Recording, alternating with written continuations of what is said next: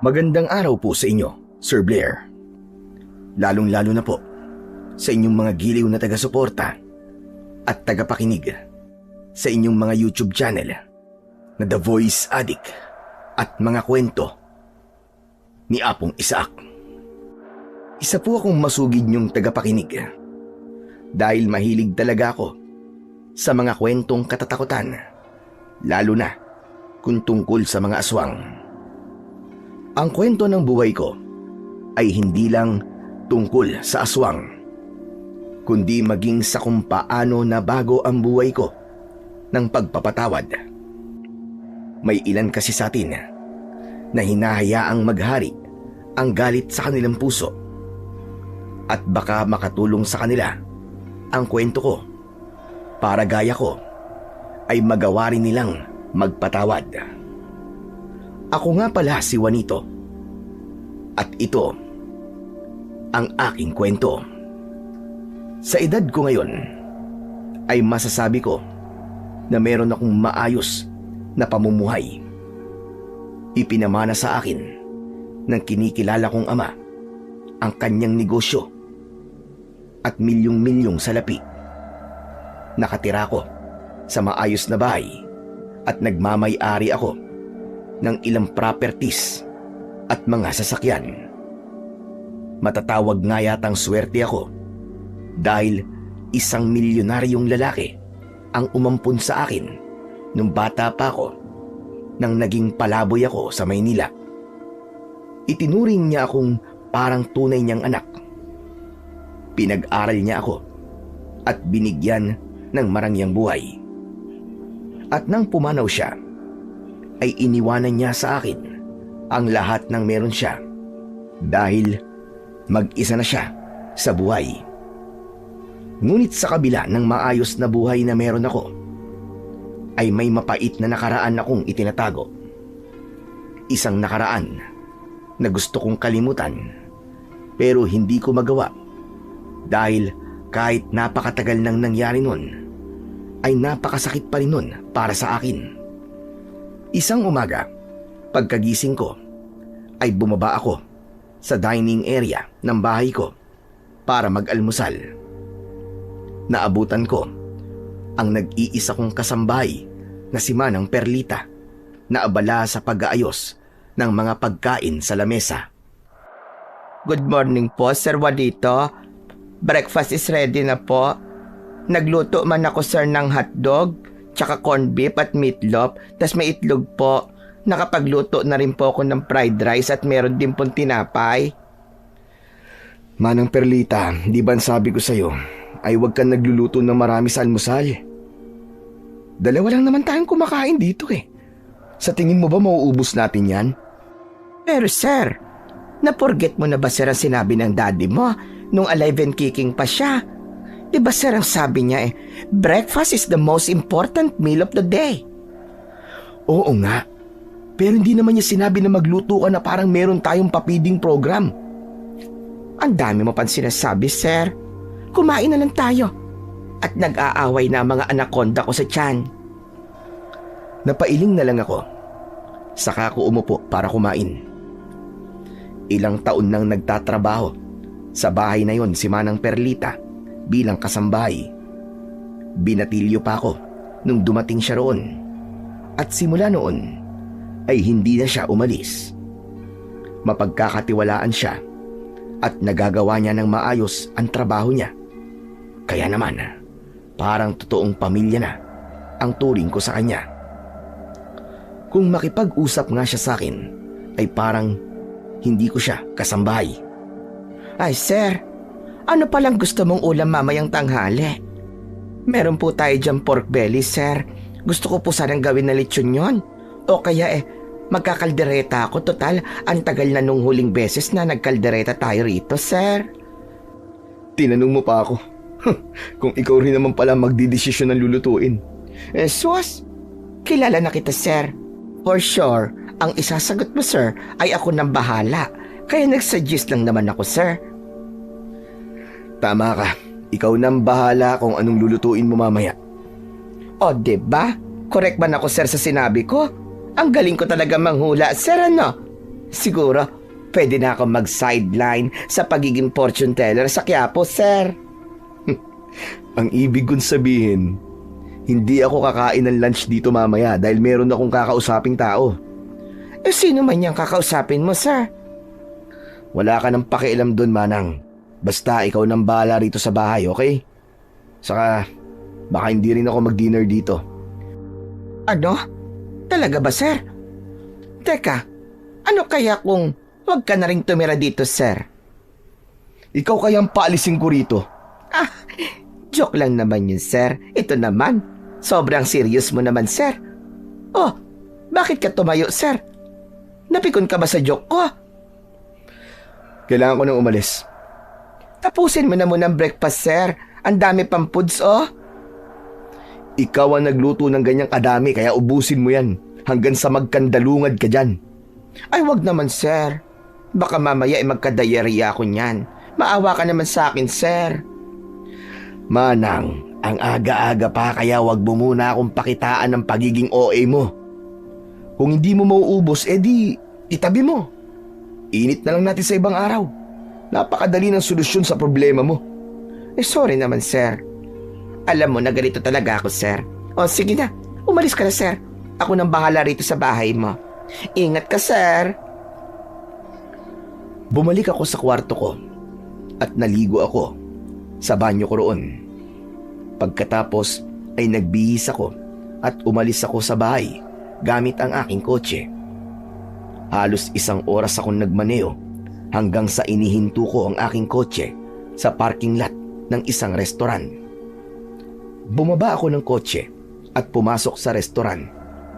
Luminga ako sa mga taong naroon at isang lalaking nakasuot ng itim na polo shirt ang kumaway sa akin. Lumapit ako sa kanya at umupo sa harapan ng lalaki. Pasensya ka na at medyo traffic kaya natagalan ako. Kanina ka pa ba rito? Halos kadarating ko lang, sir. Umorder ka na ng kung anong gusto mong orderin. Orange juice lang sa akin dahil kumain na ako sa bahay bago ako pumunta rito.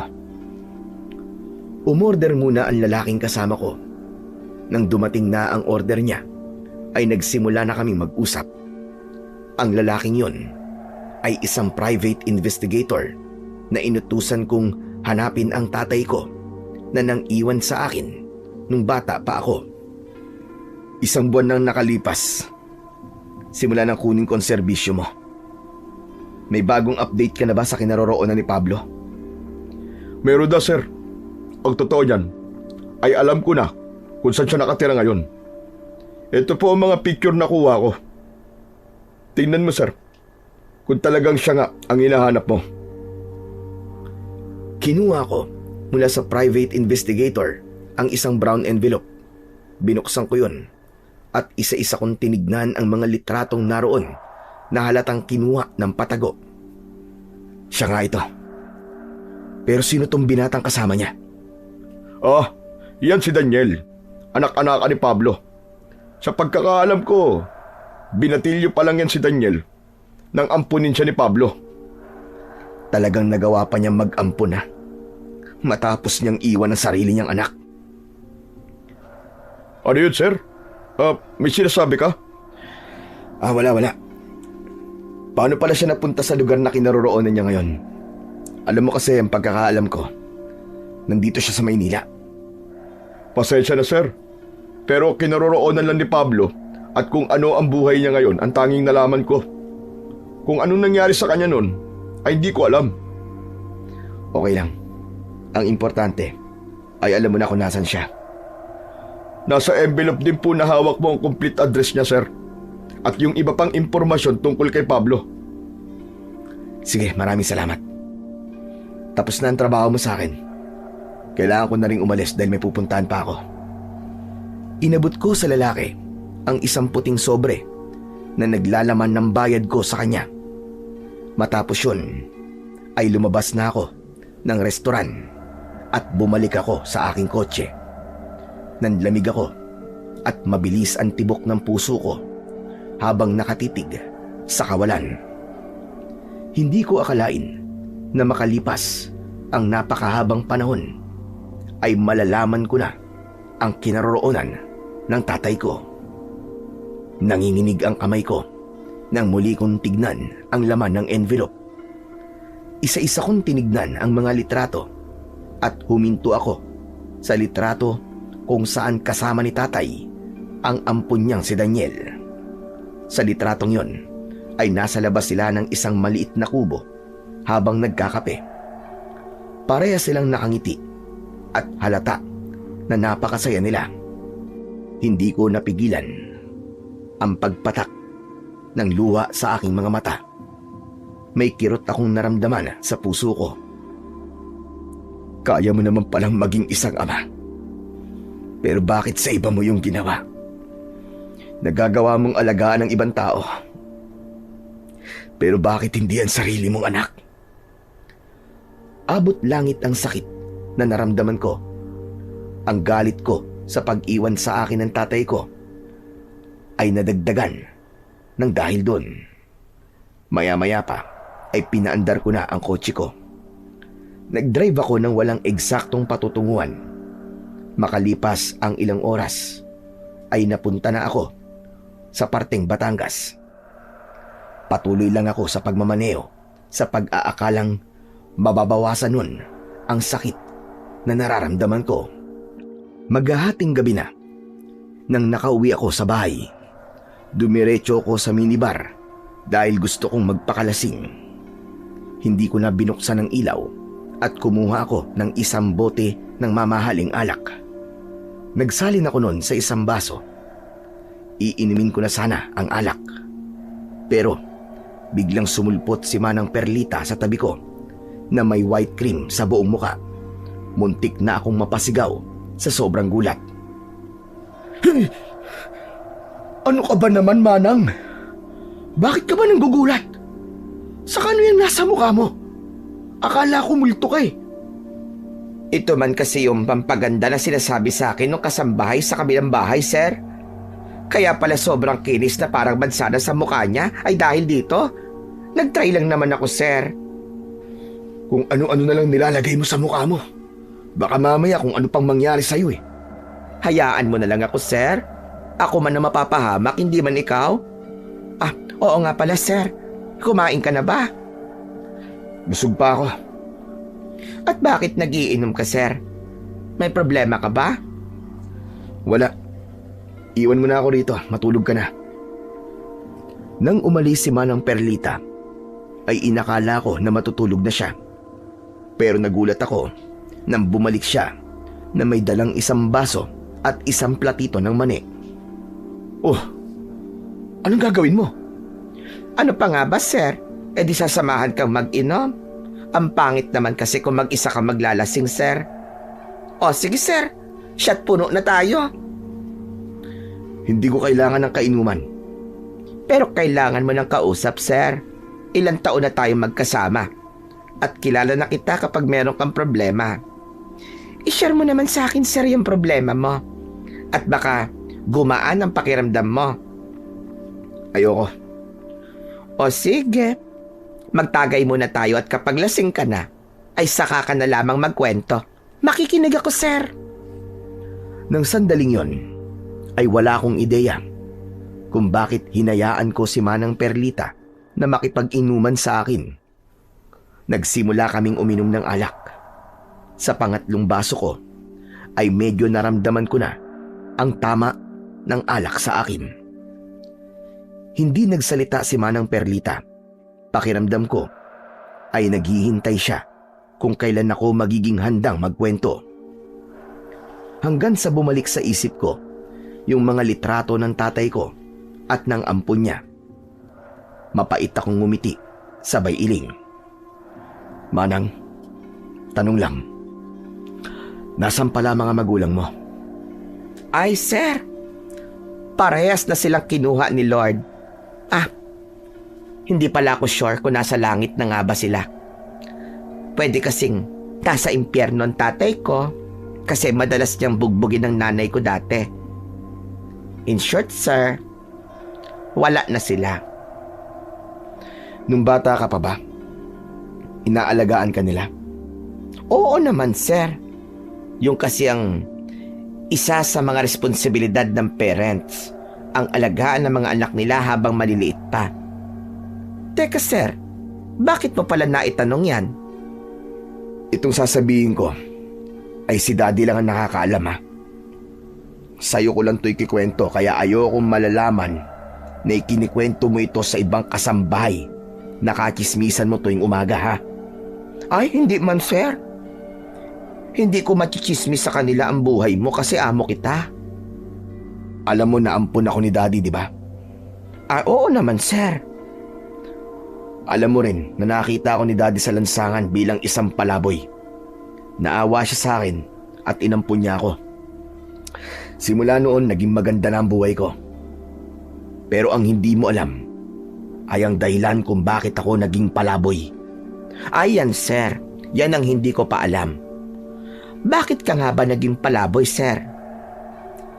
Naging palaboy ako dahil sa walang kwenta kong tatay.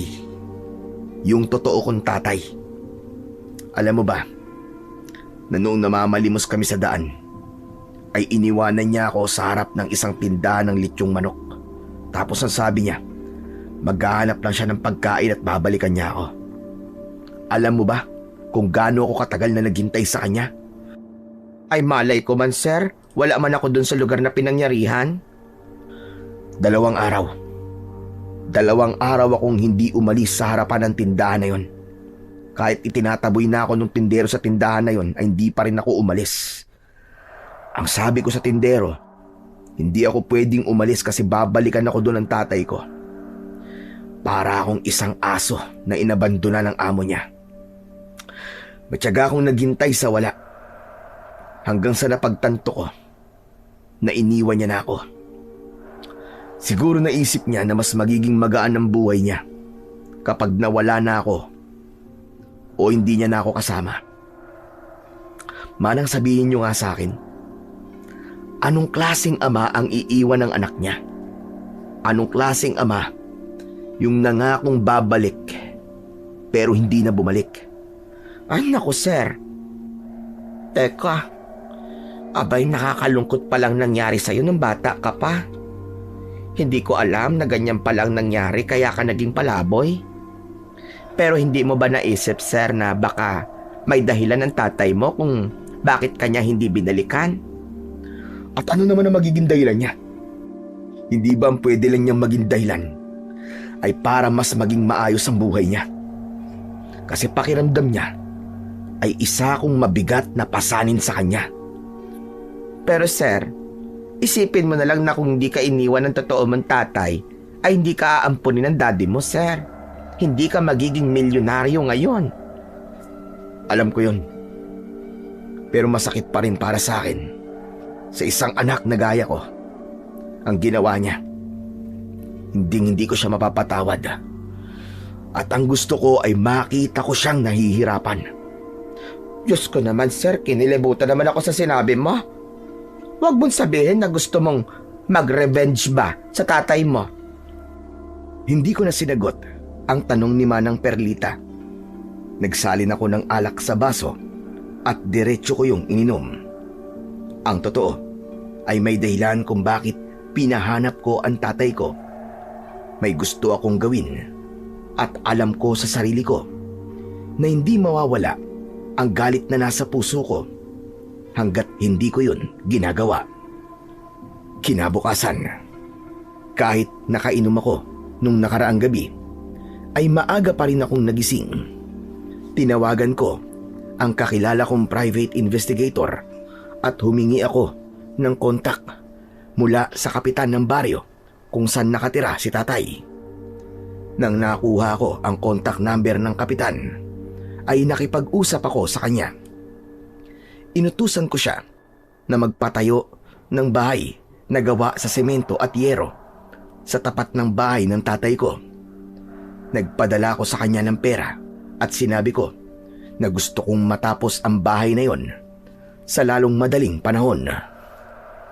Makalipas ang ilang buwan, ay natapos na ang bahay. Yun na ang tamang panahon para magkita kaming muli ng tatay ko. Kaya isang umaga ay nag-empake ako ng mga damit at gamit ko. Inilagay ko ang mga yon sa malaking maleta.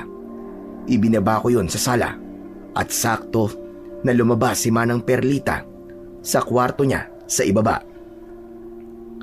Aba sir, ang aga mo yatang magising ngayon na. Ha? At ano yan sir?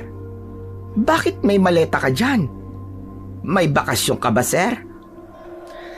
May pupuntahan tayo, Manang. Tayo sir?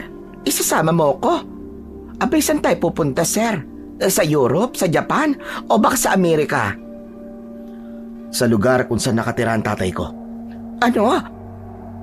At bakit ka naman magpupunta doon sir? Akala ko ba galit ka sa kanya? Hindi ba tinanong mo ko nun kung gusto kong gumanti sa tatay ko?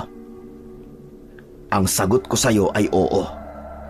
Gusto ko siyang pahirapan sa paraang alam ko.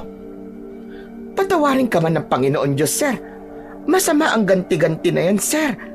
Kung may kasalanan man ang tatay mo sa iyo, ay hayaan mo na ang karma ang gumawa ng paraan para maparusahan siya. Hindi ikaw. Ang gusto ko ay ako magiging karma niya, Manang. Kaya mag-empake ka na ng mga damit mo. At pagkatapos, aalis na tayo. Pero sir, kung ayaw mo sumama, ayos lang naman. Kaya kong pumunta doon ng ako lang. Ay, oo na sir, sige na. Sasamahan na kita. Sandali lang. At magluluto lang ako sir. Tapos mag-i-empake na ako. Nagmamadaling kumilos si Manang Perlita, habang ako ay nanatiling nakatayo sa sala. Napakatagal kong panahon na hinintay na malaman kung nasaan ang tatay ko. At dahil alam ko na ang kinaroroonan niya, ay hindi ko napapalagpasin ang pagkakataong yun para maranasan niya ang hirap na naranasan ko nung iniwanan niya ako. Bago magtanghali ay umalis na kami ni Manang Perlita. SUV na sasakyan ang ginamit ko para magkasya ang mga dala naming maleta. Seryoso ako sa pagmamaneho. Tumatakbo sa utak ko ang mga bagay na gagawin ko sa sandaling naroon na ako sa lugar kung saan nakatira ang tatay ko.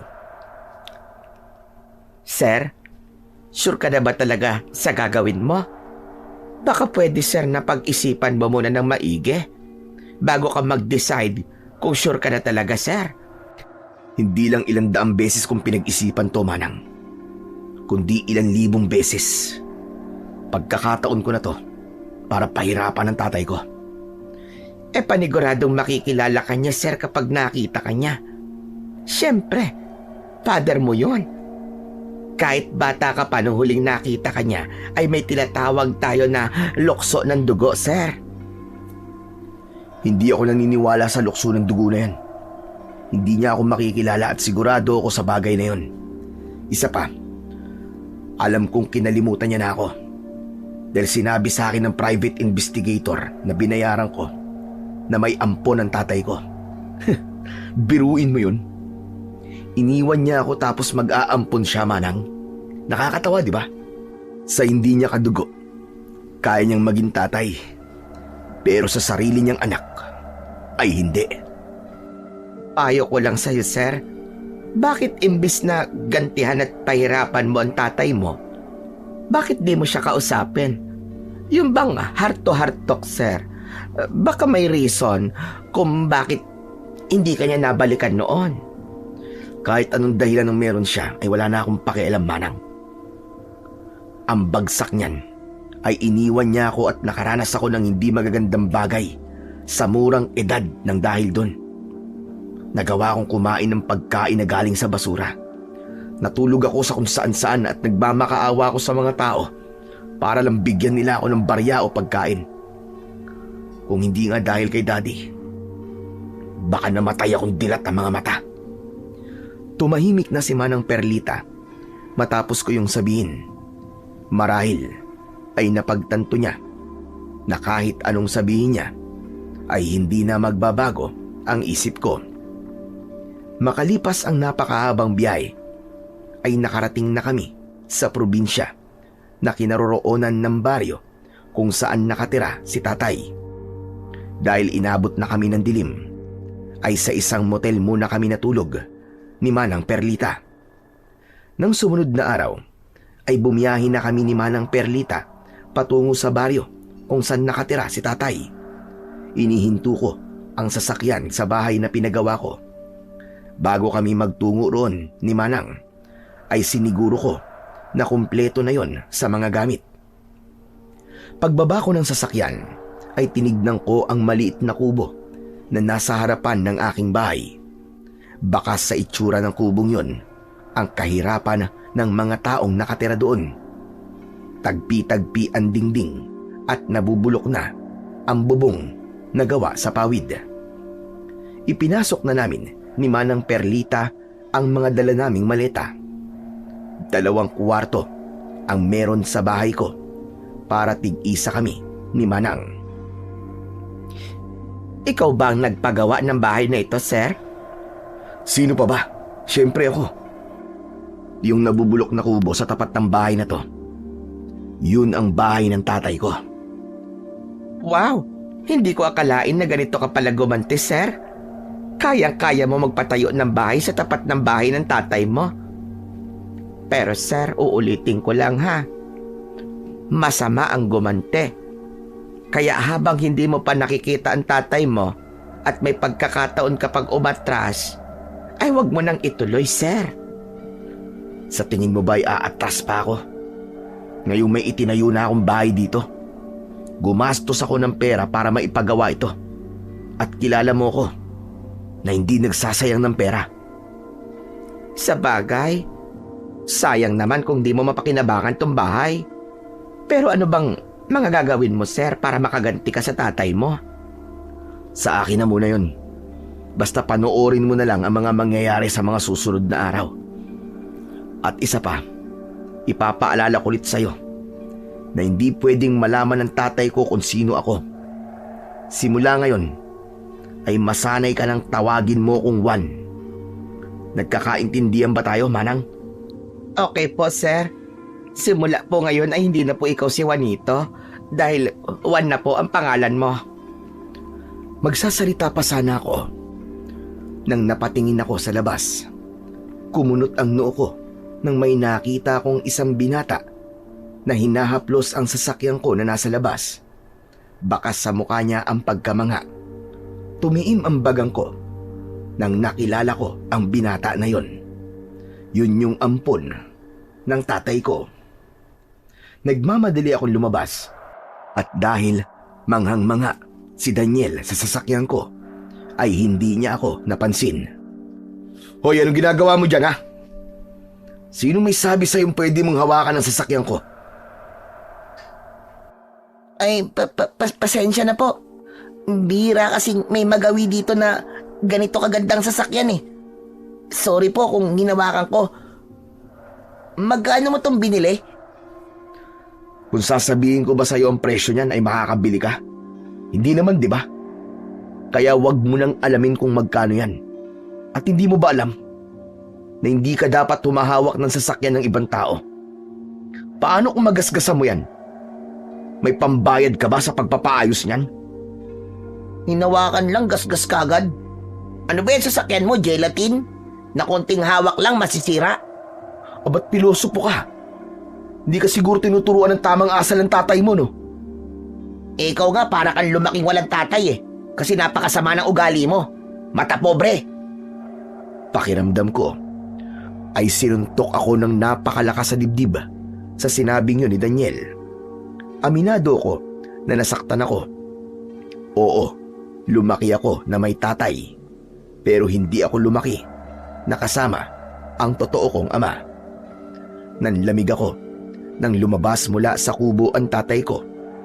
Napatulala ako at nangilid ang luha ko nang sa wakas ay muli ko siyang nakita.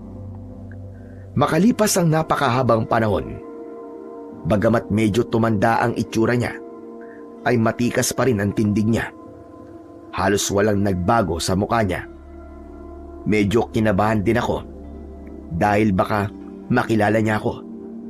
Nang sandaling yon, ay lumabas na rin si Manang Perlita at tumayo siya sa tabi ko Ano bang nangyayari rito? At nagsisigawan kayo? Yang kasing lalaking yan, tay eh. Napakamata pobre. Hinahawakan ko lang naman yung sasakyan niya eh. Kung ano-ano kagad daw sinabi sa akin. Masyado akong minamaliit. Pagsabihan mo yung anak mo ha. Turuan mo ng tamang pag-uugali. Pribadong pagmamay-ari ko tong sasakyan ko. At hindi niya to pwedeng hawakan na walang permiso ko. Ako na ang humihingi ng paumanin sa nagawang mali ng anak ko. Pasensya ka na. Hayaan mo at pagsasabihan ko siya. Daniel, sige na. Humingi ka ng tawad sa kanya. Hala, bakit ako hihingi ng tawad sa kanya, tay? Wits na kami kasi kung ano-anong sinabi niya sa akin eh. Humingi ka ng tawad. Sige na. Ano ba naman yan, tay? Bakit parang mas kinakampihan mo pa ang lalaki niya kaysa sa akin? Pero sige, para matapos na to. Hihingi na ako ng tawad. Patawad ah.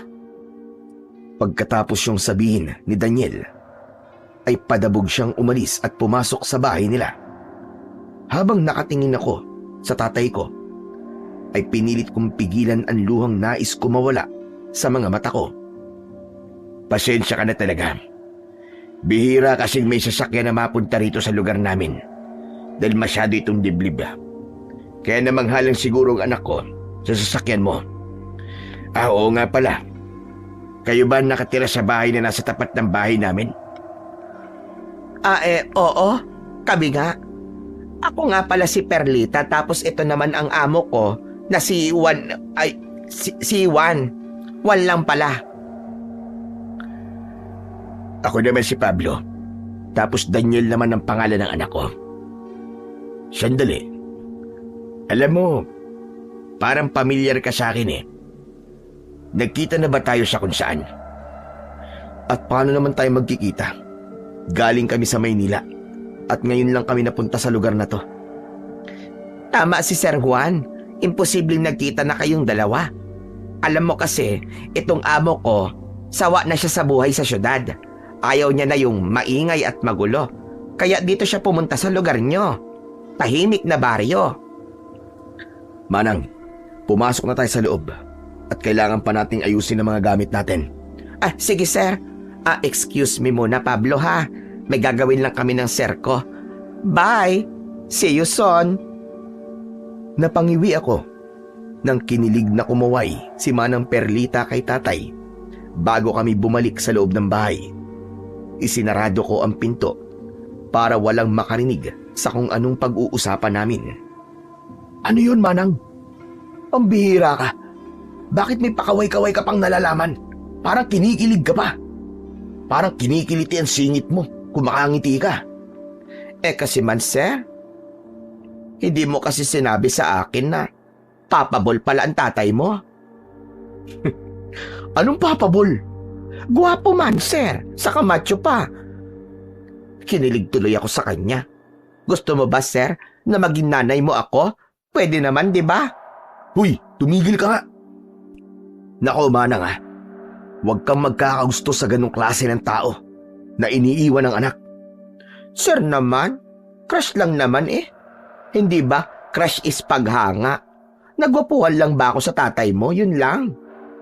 Kahit na, baka mamaya yung pagkikirengking mo na yan yan pa magpahamak sa atin. Sige na nga, mag-ayos ka na ng mga dala natin at magluto ka na. May stock na dyan, kaya meron kang lulutuin.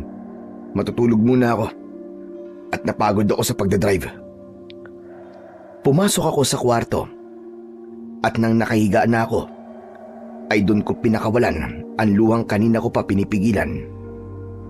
Alam ko sa sarili ko na luha yun ng panghihinayang at inggit dahil nakita ko kung paano maging ama ang tatay ko kay Daniel. Naisip ko na ako dapat ang nasa katayuan ni Daniel ng sandaling yon. Nang sumunod na araw, ay mag-isa akong nagtungo sa bayan. Bago ako umalis, ay binigyan ko ng gagawin si Mang Perlita. Sinabi ko sa kanya na alamin niya ang ilang impormasyon tungkol sa tatay ko, gaya na kung ano ang kabuhayan nito.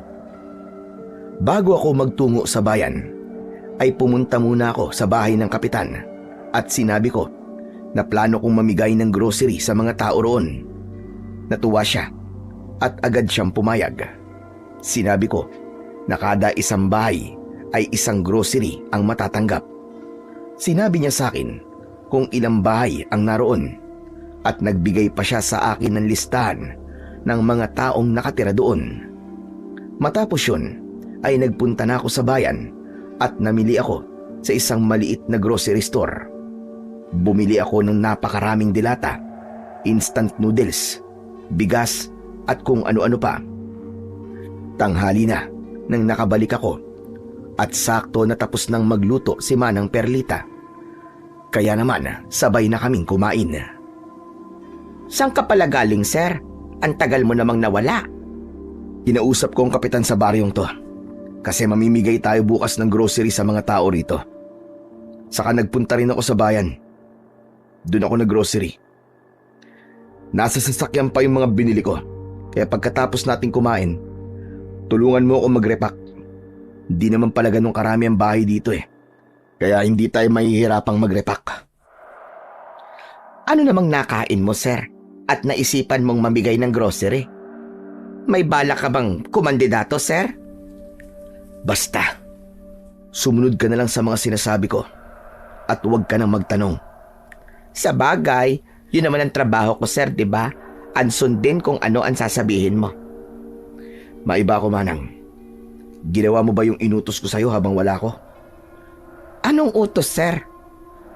Anak nang, yung alamin mo ang dapat kong malaman sa buhay ng tatay ko. Huwag mong sabihin na hindi mo ginawa. Manang naman. Tumatanda ka na ba talaga at nagiging ulyanin ka na? Grabe ka naman, sir. Siyempre ginawa ko. Habang wala ka ay nakipagkwentuhan ako kay Pablo. Aba, sir, napakabait pala niya. Ramdam ko sa paraan ng pagsasalita niya na mabuti siyang tao. Hindi yan ang gusto kong marinig. Ano-anong impormasyon ang nalaman mo tungkol sa kanya? Oo nga pala, sir. Tinanong ko man siya kung anong ikinabubuhay niya. Ang sabi niya ay nagtatanim at nagtitinda sila ng gulay sa palengke. Yung lupa na pinagtataniman nila ay yung lupa na nasa tabi ng bahay nila. Pero ang sabi niya, sir, hindi man sa kanila yung lupa. Paano hindi sa kanila? Kay kapitan yung lupang pinagtataniman nila ng mga gulay. Hindi kasi ginagamit pa ni kapitan yung lupa. Kaya nakiusap sila na magtanim sila roon. O diba? Madiskarte man ang tatay nimo. Anong madiskarte? Mautak ka mo. Saka mapagsamantala. Porke mabait si kapitan, ay sinasamantala niya. Hayaan mo na, sir. Ang importante, nagtatrabaho sila ng marangal. Saka meron pa akong nalaman tungkol sa tatay mo, sir. Ito talaga ang nawindang ako ng sobra. Bakit? Ano pa ba yung nalaman mo? Kilala pala sa lugar na ito ang tatay mo, sir. Di na ako nagtaka kung kilala siya rito. Malamang, kilala siya ng dahil sa hindi magandang bagay. Baka dati siyang magnanakaw o kaya ay siga na walang ibang ginawa kundi magwala at makipag-away dito. Mali ka, sir. Over ka man sa pagka-judgmental ba? Kilala siya rito, sir, ng dahil sa kakayahan niya at kabayanihan niya. Yung tatay mo ay isa palang manunugis. Yung bang nakikipaglaban, sir, sa mga aswang-aswang. Aba, dati raw, sir, ay may aswang na sumalakay dito at ang tatay mo ang umubo sa kanila. At sabi niya sa akin ay may nakilala siyang matandang lalaki rito nung bagong salta siya rito. At yun ang nagturo sa kanya na makipaglaban ba sa mga aswang. Ipinakita pa nga niya sa akin yung agimat niya, sir. Medyo malaki at matigas. Aba, sir, ang sarap hawakan. Kadiri ka talaga, Manang. Parang ibang agimat na yung nasa utak mo, ah. Yung utak mo, sir, ang bastos. Sa matigas at malaki talaga yung agimat niya, eh. Yun yung medalyon na nakakwintas sa kanya, sir. Ewan ko sa'yo. Saka, ano ba yung aswang na sinasabi niya? Hindi totoo ang mga aswang, ha? Kaya malamang nagsisinungaling lang siya. Sinabi niya yun sa'yo para magyabang lang. Hindi naman si Pablo ang nagsabi nun sa una. Si Daniel man, sir. Ipinakilala niya sa akin si Pablo, tapos si Pablo na ang nagkwento ng iba. Ano sir, ayos na ba sa'yo yung mga nakuha kong impormasyon? Oh, ayos na ayos. Ngayon ay alam ko na kung paano ko sila mas pahihirapan pa. Paano sir? Sa ngayon sa akin na lang muna ang plano ko. Baka maikwento mo pa kung kanino eh. Kilala ko pa naman yung bunganga mo. Walang preno yan kung minsan. Ah, grabe ka talaga sa akin sir. Pero wag mo sanang masyadong pahirapan si Pablo sir, at kawawa man yung tao. Napangisi ako sa sinabing yun ni Manang Perlita. Wala kasi siyang alam sa mga bagay na tumatakbo sa utak ko, at sigurado ako na magugulat siya sa mga mangyayari.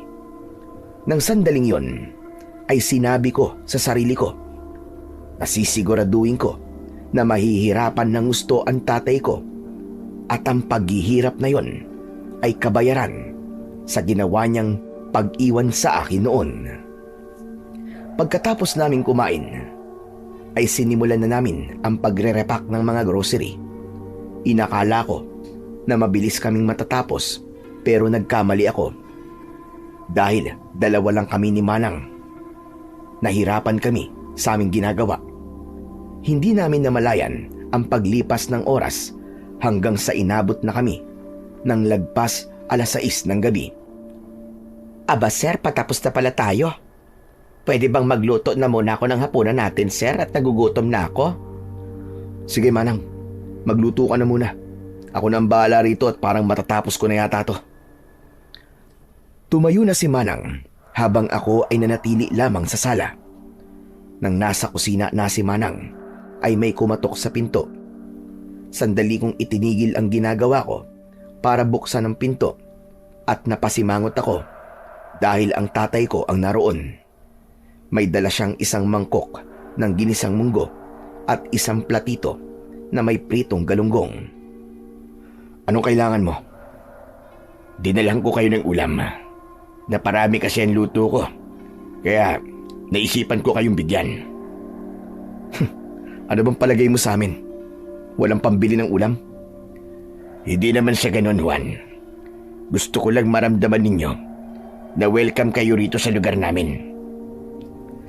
Di namin kailangan yung luto mo. Umalis ka na. Ay, sandali lang. Ano ka ba, sir? Hindi ba'y wala pa tayong ulam kasi hindi pa ako nakapagluluto? Tamang-tama na dinalhan tayo rito ni Pablo ng ulam para magsaing na lang ako. Ah, Pablo, akin na. Ako na magbabalik nitong mangkok at platito mamaya, ha? Thank you. Walang anuman. Sana'y magustuhan nyo yan. Ah, oo nga pala. Meron akong kailangan sabihin sa inyo, kaya nagpunta ako rito. Ano yon, Pablo? Hindi ko alam kung maniniwala kayo.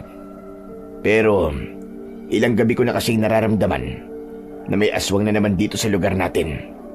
Mag-iingat kayo ha. Kung wala kayong gagawing importante sa labas, lalo na tuwing gabi, ay huwag kayong lumabas.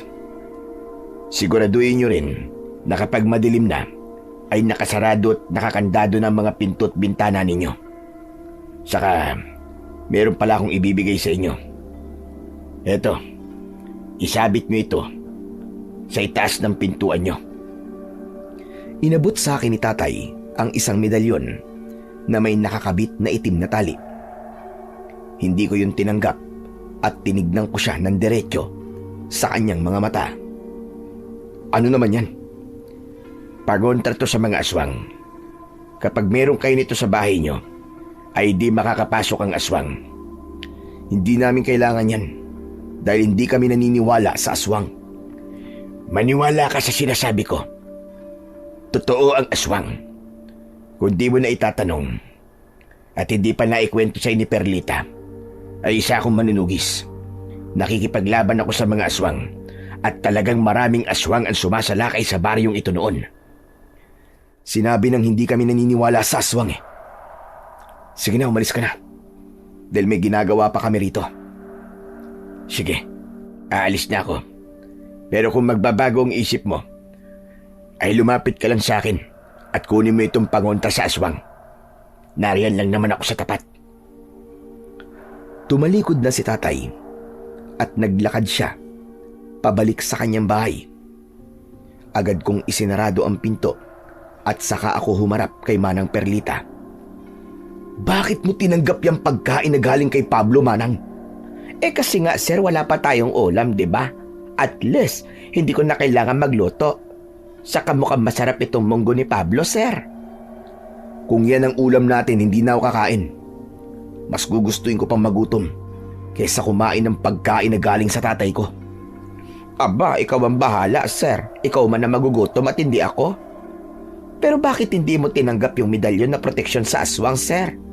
Paano kung pasukin tayo rito ng aswang at pagsamantalahan ako? Tumigil ka nga, Manang. Pagsamantalahan. Tsaka walang aswang na papasok dito dahil hindi sila totoo. Huwag ka nga naniniwala sa sinasabi ng taong yun. Sinungaling siya. Gaya ng pagsisinungaling niya sa akin. Nababalikan niya ako pero hindi naman siya bumalik.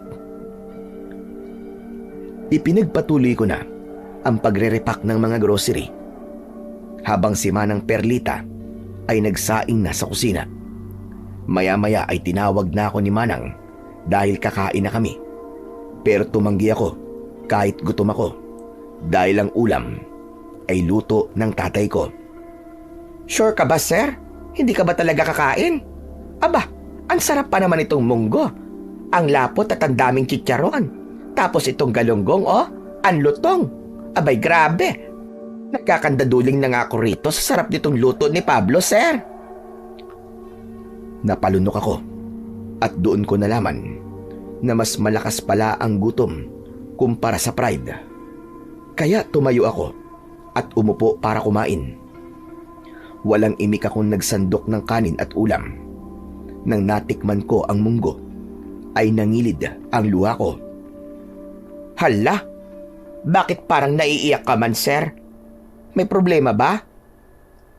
Wala. Naalala ko kasi na ito ang paborito kong ulam na niluluto ni tatay nung bata pa ako. Kapag ganito kasi yung ulam namin, ibig sabihin, meron siyang pera. Sir, mukhang mabait naman ang tatay mo. Bakit hindi ka na magpakilala sa kanya at mag-usap na lang kayo, sir? Ayoko. Hindi ko gagawin yan, Manang. Nandito ako para maghiganti at hindi para patawarin siya sa kasalanang nagawa niya sa akin. Sige na, kumain ka na lang dyan, Manang. At wag mo na akong kakausapin ng tungkol sa taong yun. Kumibit balikat na lamang si Manang Perlita at itinuloy niya na ang kanyang pagkain. Habang ako naman ay ninamnam ng gusto ang ulam namin. Hindi ko kasi kayang itanggi sa sarili ko na sa kabila ng napakaraming masasarap na pagkain na natikman ko, ang luto pa rin ng tatay ko ang pinakamasarap sa lahat. Kinabukasan ng umaga ay maaga kaming gumising ni Manang. Dinala namin sa plaza ang mga narepak naming groceries. May mga taong naghihintay na roon at agad kong napansin na isa roon sina Daniel at si tatay. Malaking tulong ang nagawa ni Kapitan dahil siya ang nagpatawag ng mga tao roon. Ako ang personal na namigay ng mga groceries na nakalagay sa plastic. Hawak ko ang listahan ng mga bibigyan at isa-isa ko silang tinawag. Makalipas ang ilang sandali, ay natawag ko na ang lahat at naubos na rin ang grocery. Pero si Daniel at ang tatay ko ay wala pa rin natatanggap. Nang sabihin kong tapos na ang pamimigay, ay lumapit sa akin si Daniel. Pinipigilan siya ng tatay ko pero hindi ito nagpapigil. Teka. Nasaan ang para sa amin? Bakit naubusan kami? Mukhang wala kayo sa listahan na ibinigay sa akin ni Kapitan. Ano? Imposible naman yun. Saka ang tagal namin naghintay dito tapos wala pala kami makukuha. Alam mo bang sinayang mo lang ang oras namin? Imbis na nagtatanim na sana kami ngayon o kaya nagtitinda ng gulay ay pumunta pa kami rito para sa wala. Hindi ko naman sinabing magpunta kayo rito. At hindi ko rin kasalanan kung wala kayo sa listahan. Daniel, tama na. Ubuwi na tayo. Ayos lang yan. Ang importante ay nabigyan ng mga kababaryo natin. Hindi tay eh. Nananadyan ng Juan na to eh. Sinadya mo to no? Dahil hanggang ngayon, hindi mo pa rin makalimutan yung paghawak ko sa sasakyan mo na akala mo ay ginto. Gumaganti ka lang sa amin eh. Huwag kang mag-ilusyon dahil hindi ko pag-aaksayan ng oras ang mga kagaya nyo. Kagaya namin? Bakit? Ano ba kami sa paningin mo ha? Sumagot ka. Ano kami sa paningin mo? Napakamata pobre mo talaga. Daniel, sabi ng tama na eh. Tumigil ka na. Pero tay, Tama na. Umuwi na tayo. Tara na. Wala nang nagawa si Daniel, kundi ang sumama sa tatay ko pauwi. Habang sinusundan ko sila ng tingin, ay isang nakakalokong ngisi ang sumilay sa labi ko. Napapitlag ako nang tapikin ni Manang Perlita ang braso ko. Sir, umamin ka nga sa akin. Sinadya mo yun, no? Na walang makuwang grocery sina Pablo at Daniel? Hindi ba sabi ko sa'yo ay gaganti ako sa tatay ko? Oo, sinadya ko yun. Para umasa si Pablo sa wala. Eh di naramdaman niya ang naramdaman ko nung pinaasa niya ako. Pero mas masakit pa rin ang naranasan ko kesa sa naranasan niya ngayon. Nag-uumpisa pa lang ako, Manang. Nag-uumpisa pa lang ako. Pero sir, nakakaawa man yung mag-ama. Kanina pa sila naghintay dito tapos wala pala silang makukuha. Halos 1 oras lang siyang naghintay, Manang. Habang ako, 2 araw, Manang. Diyos ko naman, sir. Baka sa impyerno ka na mapunta niyan sa ginagawa mo? Wala akong pakialam, Manang. Wala akong ibang gusto kundi ang pahirapan si tatay. At gaya ng sinabi ko kanina, nag-uumpisa pa lang ako. May mga susunod pa. Diyos ko naman, sir. Kinikilabutan ako sa mga sinasabi mo. Ano pa bang binabalak mo, sir? Maghintay ka lang, Manang. Malalaman mo rin sa tamang panahon. Sa kabila ng mga sinabi ko, ay may kirot akong naramdaman nang nakita ko kanina ang sakit at pagkabigo sa muka ni tatay nang wala silang nakuwang grocery. Nagtaka ko kung bakit ko yun naramdaman dahil inasahan ko na labis akong matutuwa sa ginawa kong yun sa kanya. Kinagabihan, bago ako matulog, ay bigla kong nakaramdam ng labis na panlalamig. Nanlalambot ang buong katawan ko at para akong tinakasan ng lakas. Pinagpapawisan ako at nanginginig. Lumabas ako ng kwarto at kinatok ko si Manang Perlita sa kwarto niya. Pagbukas ni Manang ng pinto, ay agad niyang napansin na hindi maganda ang pakiramdam ko. Sir, ano nangyayari sa'yo? Bakit pawis na pawis ka? Bakit parang pitsil na may lamang malamig na tubig ang mukha mo, sir? Manang, nangihina ako. Hindi ko may paliwanag ang pakiramdam ko. Ayan na nga ba't sinasabi ko, sir? Baka kinakarma ka na sa ginawa mong pagpapahirap sa tatay mo. Ayaw mo kasing maniwala sa akin, sir eh. Ay naku, Manang. Pwede bang manahimik ka na lang kung wala kang sasabihin maganda? Sa tingin ko, ay kailangan ko madala sa ospital.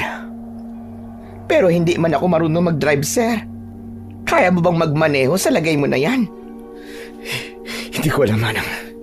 Nangihina talaga ako na sobra. Diyos ko, sandali lang, sir. Hahanap lang ako na marunong magmaneho. Uwit ka lang dito, sir, ha? Huwag na wag kang mamamatay, sir. Hintayin mo ako. Nagmamadaling lumabas si Manang Perlita. Umupo ako sa sofa at nang sandaling yon ay para na talaga akong mamamatay. Maya-maya ay bumalik si Manang Perlita kasama ang tatay ko. Umupo si tatay sa tabi ko at hinawakan niya ang kamay ko. Bakit kasama mo yan, Manang? Paalisin mo siya. Ayoko siyang makita. Hindi kasi marunong mag-drive yan si Pablo. Pero ang sabi niya, ay tatawag sila ng albularyo, sir. Anong albularyo? Doktor ang kailangan ko, hindi albularyo. Magtiwala ka lang sa akin. Mahusay ang albularyo namin dito.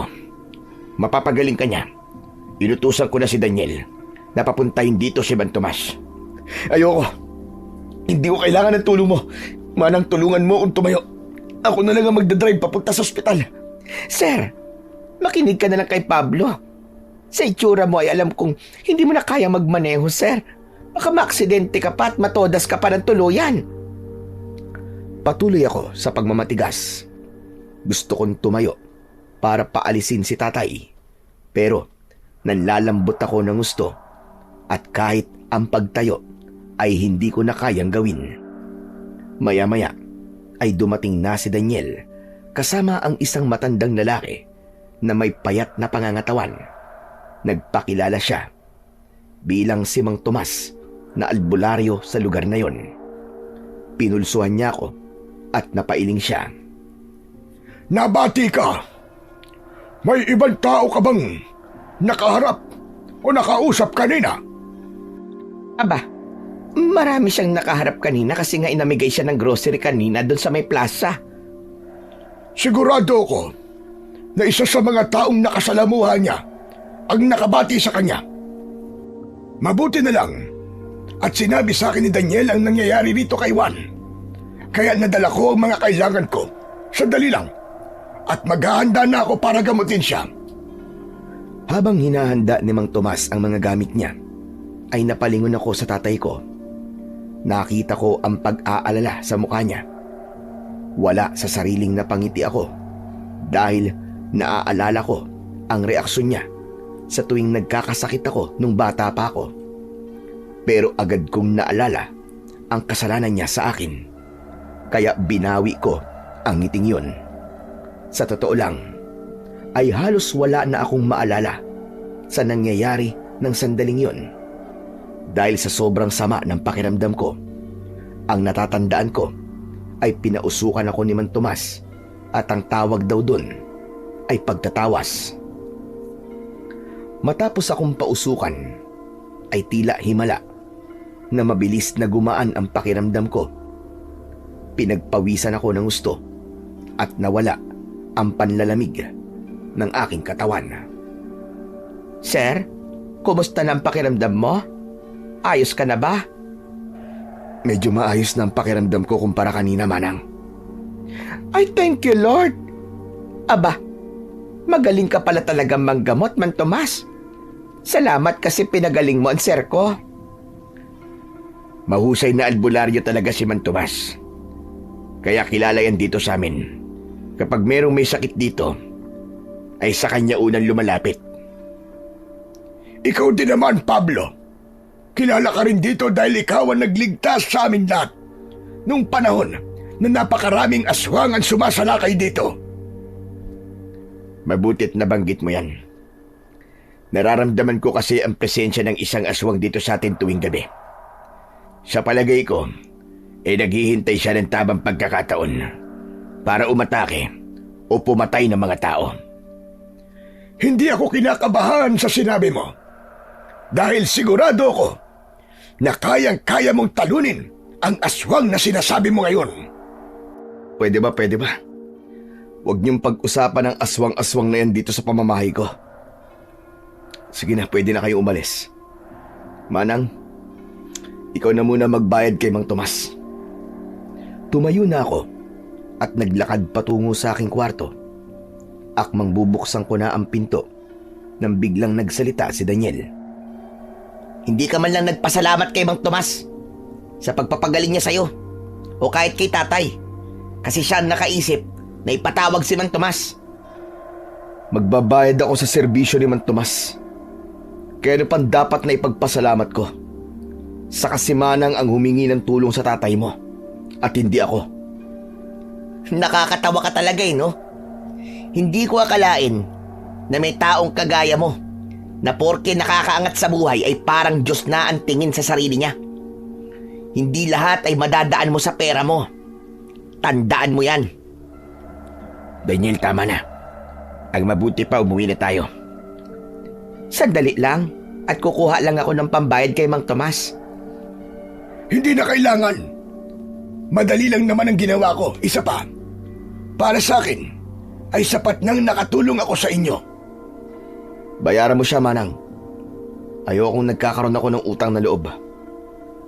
Wala akong ideya kung binayaran ni Manang Perlita si Mang Tomas dahil pumasok na ako sa kwarto ko.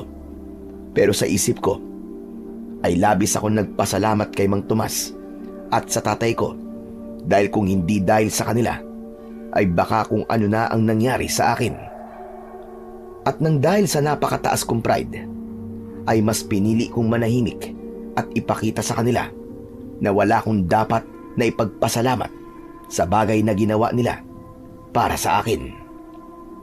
Kinabukasan ay tuluyan ang naging maganda ang pakiramdam ko at doon ko na naisip ang susunod na gagawin kong pagpapahirap sa tatay ko. Nagpunta ako sa bahay ni Kapitan para kausapin siya tungkol sa lupa niya na pinapagamit niya sa tatay ko para pagtaniman ng paninda nilang gulay. Sinabi ko kay Kapitan na interesado kong bilhin ang lupang yon at sinilaw ko siya sa malaking halaga ng pera. Hindi ako nabigo dahil walang pagdadalawang isip na pumayag si Kapitan at aniya ay aasikasuhin niya na kagad ang mga papeles para mailipat sa pangalan ko ang titulo ng lupang yon. Nang sumunod na araw ay nagpunta ako sa bangko sa bayan para mag-withdraw ng pera. Binayaran ko si Kapitan ng kalahati ng presyo ng lupa niya at ibinigay niya sa akin ang kasulatan na ako na ang nagmamay-ari ng lupang yon. Nangako siya sa akin na sa lalong madaling panahon ay maililipat na sa pangalan ko ang titulo ng lupa at kapag nangyari yon ay saka ko naman ibibigay ang kulang sa bayad ko para sa lupa. Isang umaga, nagpatawag ako ng mga kalalakian upang bungkalin at alisin ang mga tanim na gulay ng tatay ko sa lupang yon. Habang pinanonood ko ang ginagawa ng mga lalaki, ay lumapit si Manang Perlita sa akin. Diyos mio, Marimar! Ano tong ginagawa nila, sir? Bakit nila sinisira ang mga tanim na gulay ni na Pablo? Hindi mo ba sila pipigilan? Bakit ko naman sila pipigilan? Kung ako mismo nag-utos sa kanila, nagawin nila yan. Pero sir, pwede kang idemanda sa pinapagawa mo. Matakot ka man na makulong ka, sir. Nabili ko na kay Kapitan ang lupang yan, Manang. Ako na ang may-ari niyan. Kaya may karapatan akong gawin ang kahit na anong gusto ko sa lupang yan. Pero kabuhayan man yan, sir, ni na Pablo at Daniel. Kaawa-awa naman sila kung wala na silang taniman ng gulay. Hindi ko na problema yun, Manang. Kanilang problema na yun. Kaya sila ang dapat na mag-isip kung paano sila makapagtatanim. Sir, ito ba yung sinasabi mo na pagganti mo sa tatay mo? Naaawa man talaga ako sa kanila, sir. Saka, baka awayin ka na nila dahil sobra ka na, sir. E di awayin nila ako. Hindi ako natatakot sa kanila. Sa gitna ng pag-uusap namin ni Manang Perlita, ay dumating sina Tatay at Daniel na halatang galing sa pagtitinda ng gulay. Gulat na gulat silang dalawa sa bumulaga sa kanila. Agad na tumakbo si Daniel papunta sa mga lalaki at ipinagtulakan nito ang mga yon. Tumigil kayo! Tigilan nyo yan! Bakit nyo sinisira ang mga pananim namin, ha? Ako nag-utos sa kanila na gawin yan. Ikaw na naman. Talagang wala ka nang ginawa, kundi pahirapan kami. Sinugod ako ni Daniel at malakas niya akong sinuntok sa muka. Napaatras ako at natumba. Nadaganan ko si Manang Perlita at panay ang aray niya. Agad na pumagitna si tatay nang akmang susugurin ko ulit si Daniel. Tama na! Daniel, di ba sabi ko sa'yo ay huwag kang mananakit? Tay, Dapat lang sa lalaki niya lang saktan. Kulang pa nga yung ginawa ko sa kanya eh. Ang dapat dyan, binubugbog. At baka sakaling maalog ang utak niya at mapagtanto niyang mali ang ginagawa niya sa atin. Tumayo ako at tinulungan ko si Manang Perlita sa kanyang pagtayo. Agoy, agoy, agoy. Ang balakang ko, sir. Nauna pang nabugbog kesa sa'yo. Nakita mo nang ginawa ng anak mo, Pablo? Hindi lang ako nasaktan, kundi pati na si Manang. Pasensya na po kayo, Aling Perlita. Si Juanito lang ang gusto kong saktan. Nadamay lang po kayo. Juan, ano ba kasi itong ginagawa mo? Bakit inutusan mo ang mga taong yan na sirain ang mga pananim namin? Ang mga yan ang ikinabubuhay namin at wala kaming kikitain dahil sa ginagawa mo. Simple lang. Dahil ayokong may ibang gumagamit ng lupang pagmamay-ari ko. Ano? Nagpapatawa ka ba? Anong lupa mo? Kay kapitan ng lupang yan at hindi sa'yo. May permiso niya ang pagtatanim namin dyan. Kaya wala kang karapatan na sirain ang kabuhayan namin. Talaga bang hindi mo pa rin makalimutan yung paghawak ko sa sasakyan mo? Ganun ba katindi ang kasalanan ko sa'yo? At umabot na sa ganito ang kademonyohan mo? Sige, utusan mo mga taong yan na tumigil na sa ginagawa nila at bayaran mo ang perwisyong ginawa mo sa amin. Anong sabi mo, Daniel? Kay kapitan ng lupang tinataniman nyo ng mga gulay? Oo, tama ka. Noon yun. Pero ngayon, sa akin na ang lupang yan. Anong sabi mo? Hindi ka naman bingi, di ba? Akin na yan. Nabili ko na kay kapitan ang lupang yan. Heto, at meron kaming kasulatan, oh. Hindi magtatagal ay maililipat na ng tuluyan sa pangalan ko ang lupa. Kaya ako na ang may karapatan dyan. Hinugot ko mula sa bulsa ng pantalon ko ang kasulatan at ipinakita ko yon sa tatay ko. Tinignan nila yon ni Daniel at hindi sila makapaniwala nang tumingin sa akin. O ano? Anong masasabi nyo ngayon? Siguro naman ay nakakaintindi kayo ng kasulatan. Hindi kami mangmang. Kaya huwag kang magsasalita sa amin ng ganyan. Yun naman pala eh. Patunayan nyo sa akin na hindi kayo mangmang. Huwag nyo akong pigilan sa kung ano ang gusto kong gawin sa lupa ko. Juan, nakikiusap ako sa'yo. Bigyan mo pa kami ng ilang araw para mailipat sa maayos na lugar ang aming mga pananim. Namuhunan na kami sa mga punla ng mga yun eh. Isa pa, sana'y sinabihan mo man lang kami bago ka nag-utos na bungkalin ang mga gulay. Pumunta ako sa bahay niyo kanina pero wala kayo. Kaya nainip ako. Isa pa, sigurado ako na kung bibigyan ko pa kayo ng ilang araw ay aabuso kayo. Sasabihin nyo na konting palugit pa. Magiging paulit-ulit yon hanggang sa hindi nyo naalisin ang mga tanim nyo sa lupa ko. Nakikiusap ako sa'yo. Kung gusto mo, iluluhod pa ako sa harapan mo. Tay, ano ka ba? Huwag kang luluhod sa walang yan. Hindi sa Diyos para luhuran mo.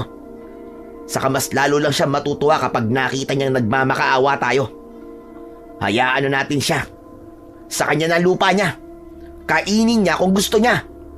Juan, parang awa mo na. Kahit 2 araw lang, ililipat lang namin ang mga pananim namin. Patigilin mo na mga inutusan mo sa ginagawa nila. Parang awa mo na, Juan. May mga luhang kumawala sa mga mata ng tatay ko. Nagalit ako sa sarili ko dahil imbis na matuwa ako, ay awa ang aking naramdaman. Upang maitago ko ang totoo kong nararamdaman, ay sinabi ko sa sarili ko na kailangan ko nang umalis. Hindi niyo ako pwedeng diktahan sa kung ano ang gagawin ko sa bagay na pagmamay-ari ko. Manang, tara na. Nagsasayang lang ako ng oras sa pakikipag-usap sa mga taong ito. Tumalikod na ako para pumasok sa bahay ko. Ngunit napahinto ako nang malakas na nagsalita ang tatay ko. Sabihin mo nga sa akin, Ano bang napakalaking kasalanan namin sa'yo? At pinahihirapan mo kami ng ganito. Nung una ay namigay ka ng grocery. Ramdam kong sinadya mo na hindi kami bigyan.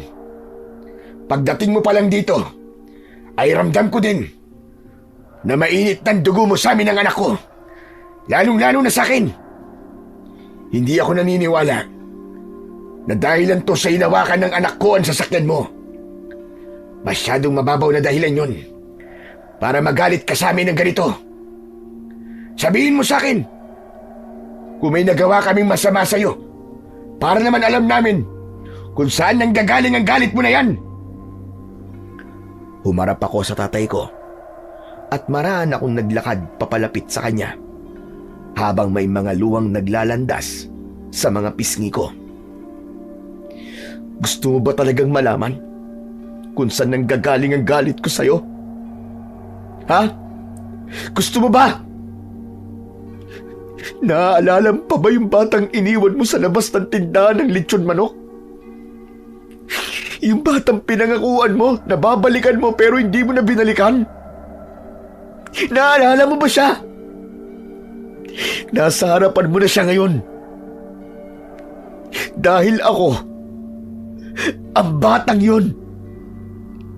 Ako ang batang iniwan mo. Diyos ko. Juanito? Juanito, anak? Ikaw ba talaga yan, anak ko? Ano? Ikaw si Juanito? Ako nga. Kaya sabihin mo sa akin kung wala akong karapatang magalit sa'yo. Sabihin mo kung wala akong dahilan para pahirapan ka. Yayakapin sana ako ni tatay, pero malakas ko siyang itinulak. Nang sandaling yon, ay parehas na kaming umiiyak. Wag mo akong hahawakan! Simula nang iniwan mo ako, ay nawalan ka na ng karapatan na hawakan ako. Nawalan ka na rin ng karapatan para maging tatay ko. Tapos ngayon, malalaman ko na may inampun ka?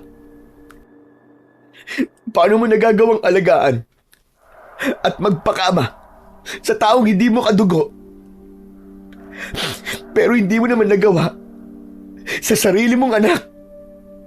Anak, Juanito, maniwala ka sa akin. Hindi kita gustong iwanan noon. Maniwala ka. Baliw na lang ang maniniwala sa'yo. Alam mo ba 2 araw ako naghintay sa'yo noon? Iyak ako ng iyak para akong tutang inabandona. Hindi mo alam kung anong hirap ang naranasan ko na dahil sa ginawa mo.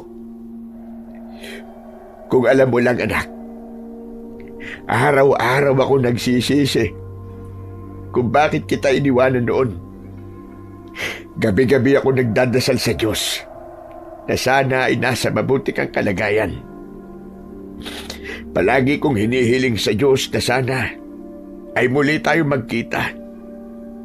Pero maniwala ka sa akin, anak. Hindi kita gustong iwanan noon. May dahilan kung bakit hindi na kita nagawang balikan.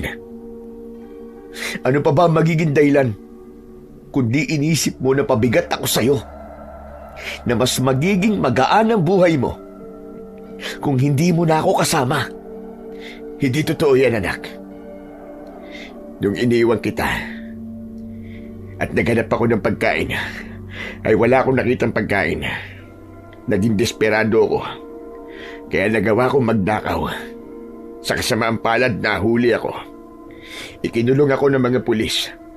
Kahit sinabi ko sa kanila na nagawa ko lang yon dahil may anak akong nagugutom. Pinahirapan ako ng mga preso sa kulungan. Araw-araw nila akong sinasaktan at binubugbog. At nang nakalaya na ako, hinalap kita. Pero hindi na kita nakita.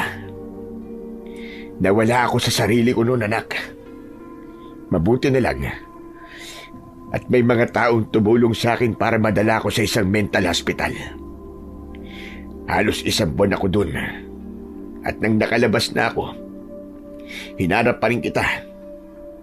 Pero wala, hindi kita nakita. Patawarin mo ko, Juanito. Hindi ko gustong iwanan ka. At magkahiwalay tayong dalawa. Hindi ako naniniwala sa sinasabi mo. Sinungaling ka. Sinungaling! Napakagaling mong gumawa ng kwento. Nagsasabi ako ng totoo, anak. Yun talaga nangyari. Pero hindi ko ikakaila na pinabayaan kita. Kung alam ko lang na mangyayari yun, ay di na sana kita iniwanan noon. Hindi ako naniniwala sa'yo. Kung hindi ka naniniwala, irerespeto ko yan, anak. Pero, hayaan mo sana akong yakapin ka, anak. Napakatagal kong panahon na inintay ang sandaling ito. Na muli kitang mayayakap, anak mo. Lalapitan sana ako ni tatay. Pero muli ko siyang tinulak. Matutumba sana siya. Pero agad siyang hinawakan ni Daniel. Totoo lahat ng sinabi ni tatay. Lahat ng yun ay ikinuwento niya sa akin nung inampun niya ako. Kaya alam ko na hindi niya yung inimbento lang. Hindi kanya gustong iwanan. Parehas lang kayong biktima ng sitwasyon niyo noon. Kung makapagsalita ka naman ay parang kasama ka namin nung panahon na yun. Manang, tara na. Pagtingin ko kay Manang Perlita, ay umurong ang luha ko dahil sa itsura niya. Humahagulgulo siya at puno ng luha at uhog ang kanyang muka. Hinawakan ko ang kamay niya at hinila ko siya papasok sa bahay ko. Malakas kong isinarado ang pinto at agad kong pinunasan ang luha ko. Manang naman, kung makaiyak ka naman parang ikaw ang anak at hindi ako. Kasi naman, sir, sobra ba akong naawa sa tatay nimo? Biruin mo, kaya pala hindi kanya nabalikan ay dahil nakulong siya at pinahirapan sa loob. Tapos nawala pa siya sa sarili niya, sir. Dahil sa paghanap sa iyo, nakakaiyak talaga, sir. Nakakaawa si Pablo. Sa kanya naawa ka, tapos sa akin hindi. Naaawa rin ako sa iyo, sir. Pero tama man yung sinabi ni Daniel. Parehas lang ba kayong biktima ng pangyayari? Kaya, sir, patawarin mo na sana ang tatay mo. Alam kong alam mo sa sarili mo na nagsasabi siya ng totoo sa iyo, sir. Hindi ako nakapagsalita sa sinabing yun ni Manang Perlita. Aminado ko na naramdaman ko na totoo ang mga sinabi ng tatay ko. Pero dahil sa pride ko, ay hindi ko siya magawang patawarin. Mas nanaig pa rin ang galit sa puso ko ng panahon na yon. Nang mga sumunod na araw, ay hindi ko akalain na mabilis nakakalat sa baring yon na ako ang nawawalang anak ni Pablo. Halos lahat ng umpukan ay kami ang pinag-uusapan. Sa totoo lang, pwede na akong umalis sa lugar na yon, pero hindi pa ako tapos sa pagpapahirap sa tatay ko. Gusto ko na araw-araw niya akong makita para araw-araw din niyang maalala ang pag-iwan na ginawa niya sa akin.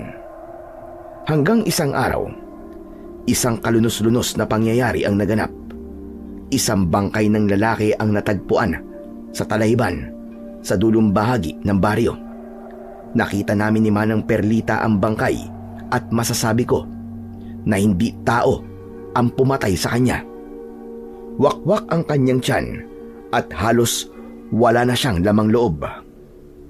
Nang makauwi kami ni Manang Perlita, matapos makita ang bangkay, ay nanlalamig pa rin ako. Sir, nakakatakot pala sa lugar na ito. Narinig mo ba yung sinabi ng mga tao na aswang daw ang pumatay doon sa lalaki? Narinig ko ngayon, Manang. Siguro nga totoo ang aswang. Dahil walang tao ang may kakayahang gumawa ng ganong karumal-dumal na pagpatay. Sir, ano kaya kung umalis na tayo dito? Baka sa susunod kung ano na ang mangyari sa atin, ayoko pang mamatay nang hindi man lang ako nakakapag-asawa. Tama ka, Manang. Hindi na tayo dapat manatili pa rito. Dahil hindi na tayo ligtas dito. Hayaan mo. Bukas ng umaga ay aalis na tayo. At babalik na tayo sa Maynila. Ay Diyos ko, salamat naman at nakinig ka sa akin sa pagkakataong ito, sir. Pero sir, paano ang tatay Mimo? Iiwan mo ba siya rito habang may patayan na nangyayari dito? Hindi ba sabi niya na ikipaglaban siya sa mga aswang? Malamang ay hindi yun aalis sa lugar na to. Isa pa, wala akong pakialam kahit anong mangyari sa kanya. Ang sarili natin ang isipin natin at hindi ang ibang tao. Pero sir, hindi siya ibang tao sa'yo. Tatay mo siya. Sa gitna ng pag-uusap namin ni Manang Perlita, ay may kumatok sa pinto. Si Manang ang nagbukas at nagulat ako nang pinapasok niya ang tatay ko. Manang, bakit pinapasok mo yan dito? Juanito, anak. Parang awa mo na. Makipag-usap ka naman na sa akin, oh. Pwede ba? Huwag mo kong matawag-tawag na anak. Saka wala na tayong pag-uusapan pa. Nasabi ko na ang lahat ng gusto kong sabihin sa'yo. At siguro naman, ay ganun ka rin. Kaya mas makabubuti pang umalis ka na. Gusto kong humingi ng tawad sa'yo. Alam ko na masakit para sa'yo nangyari. Pero sana, maintindihan mo ko kung bakit hindi kita nagawang balikan. Bakit?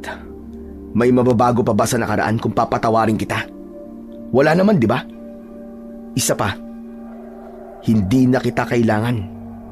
Siguro nga, ay dapat pa akong magpasalamat na hindi mo ako binalikan Kasi nang dahil doon, ay may isang tao na umampon sa akin at ipinaramdam sa akin ang pagmamahal ng isang totoong ama. Umalis ka na at ayokong pumupunta ka pa rito. Naluluwang tumalikod si tatay at saka siya lumabas. Agad kong isinarado ang pinto at nang tignan ko si Manang Perlita ay umiling siya. Oh, ano yan? Para sa niyang pag-iling-iling mo? Anong ibig sabihin yan? Nalulungkot lang ako sa nangyayari sa inyo ng tatay mo, sir. Hindi mo ba talaga naiintindihan na hindi intensyonal ang pag-iwan niya sa noon? Nakulong siya nang dahil sa gusto niyang mabigyan ka ng pagkain. Kaya hindi ka niya nabalikan. Hindi niya yung ginusto, sir. Wala siyang kontrol sa bagay na yon. Ginusto man niya o hindi, ay wala nang mababago sa nangyari. Tama ka naman, sir, sa sinabi mong yan. Wala nang mababago sa nangyari sa nakaraan nyo. Pero ang kaya mo pang baguhin ay ang mangyayari sa hinaharap. Lakihan mo ang pangunawa mo, sir. Hanapin mo sa puso mo ang pagpapatawad. Kilala kita dahil matagal tayong nagkasama. At alam ko na napapangunahan ka lamang ng galit mo. Kasi kahit anong masakit na salita ang ibato mo sa tatay mo, nakikita ko man sa mata mo na mahal mo pa rin siya at nangungulila ka sa kanya, Sir Juanito. Pwede ba, Manang?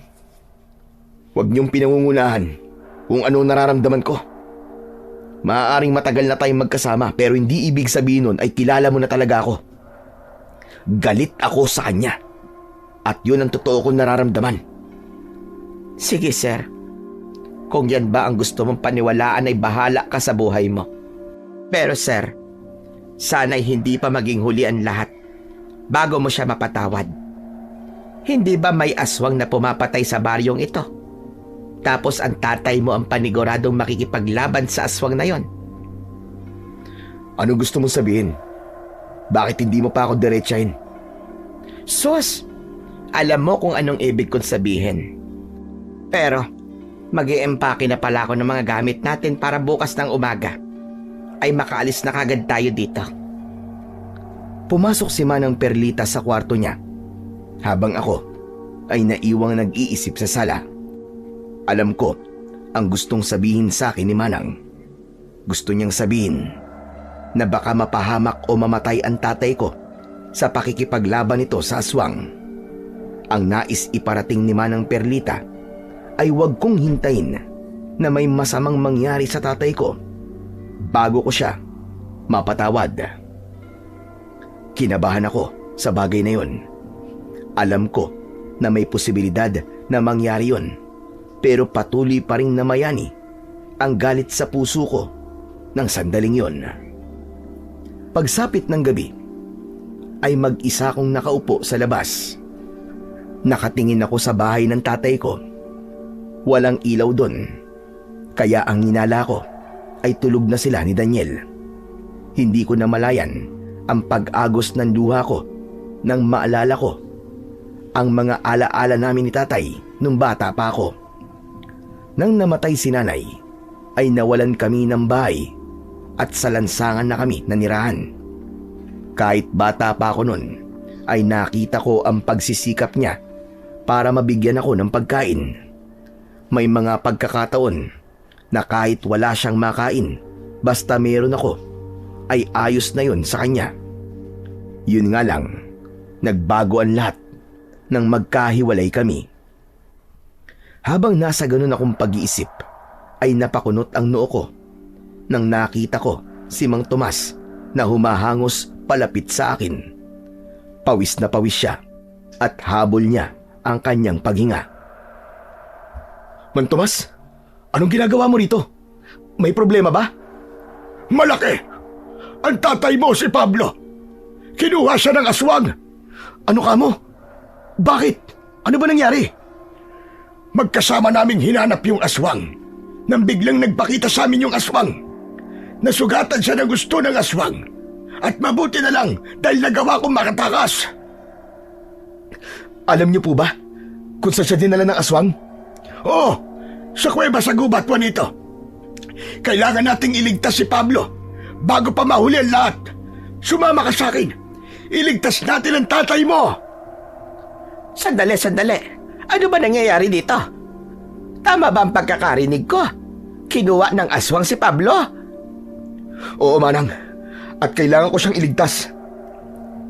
Pero, anong alam mo sa pakikipaglaban sa aswang, sir? Wala. Pero hindi ako papayag na may mangyaring masama sa kanya. Teka, sir. Akala ko ba'y galit ka sa kanya at wala kang pakialam kahit na anong mangyari sa kanya? Yun din ang akala ko, Manang eh. Pero na-realize ko na tama ka. Mahal na mahal ko pa rin ang tatay ko. At masyado lang ako nabulag sa galit ko. Hindi ako papayag na mawawala siya nang hindi kami nagkakaayos. Pero sir, baka ikaw naman na mapahamak sa gagawin mong yan. Huwag kang mag-alala. Kasama ako ni Juanito at kahit paano ay marunong din ako makipaglaban. Kailangan ko lang ang tulong niya dahil mas magiging madali ang pagliligtas namin kay Pablo kung dalawa kami. Manang, pwede bang mamaya na tayo mag-usap? Sasama na po ako kay Mang Tomas. O sige, mag-iingat ka, sir.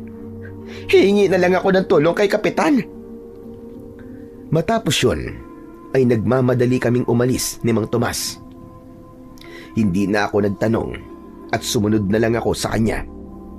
Nang pumasok na kami sa gubat, ay doon na ako nagdasal sa Diyos na sana ay huwag niyang hayaan na may masamang mangyari sa tatay ko. At nangako ko sa kanya na kapag nagawa naming iligtas si tatay, ay papatawarin ko na siya at magsisimula kaming muli ng panibagong buhay. Makalipas ang halos kalahating oras, ay narating na namin ang bukana ng kuwebang sinasabi ni Mang Tomas. Huminto muna kami at nang tignan ko si Mang Tomas ay laking gulat ko nang nagbago siya ng anyo.